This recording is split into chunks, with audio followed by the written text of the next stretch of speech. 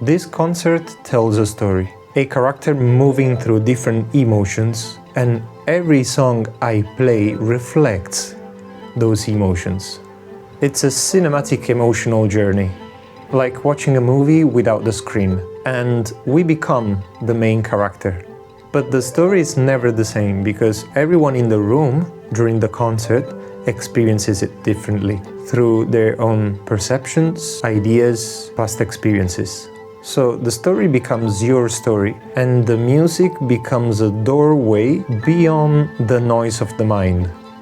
In a world that has become so disconnected, the goal of this project is to bring people back together, to reconnect ourselves with others and get in touch with our emotions. So it's not a musician play for an audience, but a moment to let go and create connection between us.